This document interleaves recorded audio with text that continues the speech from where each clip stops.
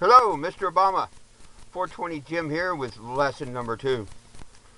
From the ground up, Henry Ford. Mr. Ford built a car constructed out of hemp that is 10 times stronger than steel. I've attached a video to this, and you can watch the original footage. And his first Model T ran on hemp fuel. Okay? Now, the trouble is, Mr. Obama, just in case you don't know, or someone out there don't know, we rob graves. Yes, we do. Fossil fuel means something has died, okay? Now, when I read my Bible, it tells me all blood back to earth. We're not supposed to eat or drink blood. It's supposed to go back to earth. So we as American people, we decide that we're going to rob these graves. And when we burn it in our cars, it comes back to the world as acid rain. Well, you know, that's kind of like our punishment for doing that.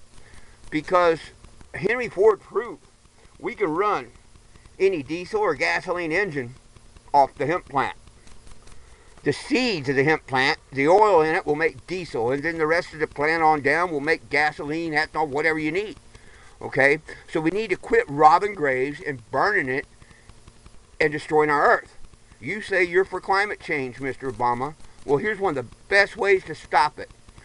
If by next year we went to hemp fuel, the first thing is, when that plant grows, it takes out 25% more carbon monoxide than any other plant on earth.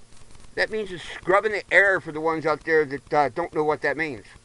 So as it's growing, it's cleaning our air. And not only is it cleaning our air, when we burn it, instead of coming back to earth to harm us as acid rain, it comes back to earth as fertilizer. We run it across the oceans like we do petroleum, or we run it across the land and the boat sinks, the truck gets an accident, whatever. With petroleum, it is catastrophe. But if it was hemp fuel, it simply turns to fertilizer. No harm, no foul. Henry Ford ran 40,000 cars off of 10 acres of hemp. 1 acre of marijuana will produce 300 gallons of fuel. It was made of the car itself made of 70% fiber, 30% resin. And you know what? You can't even get high off of hemp. That's why William Randolph Hearst tagged the name marijuana to scare America and get rid of the hemp fields. Okay, sir, we've all woken up, and at the end of this video, there's a link, and you can actually see the original footage of the Henry Ford hemp car. You know, sir, it would be the biggest thing in history if you would just end the lies and the hoax on cannabis and hemp. And once again, I'd like to point out that one of the greatest men to ever live, Jack Herer, wrote this book, The Emperor Wears No Clothes. Please, everybody out there, if you have not read this book, you can read it for free online, but I advise that you get yourself a copy because it is the most informative book that I know of that shows and proves how we've been lied to. Mr. Obama, you know, like I said before, and I'll say it again, if you was to do this for us, you would be the best president that we've had since the 30s. And I will lead a campaign to get you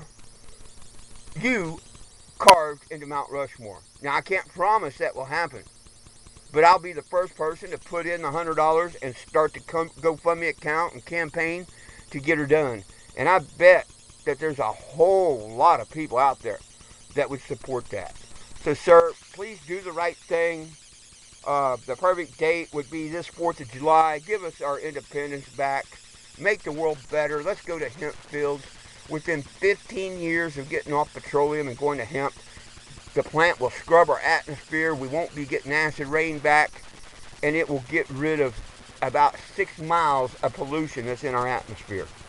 Think about it, sir. We, the people, would really appreciate if you stood up and did the right thing. Well, new lesson tomorrow, 420 Jim. Peace out.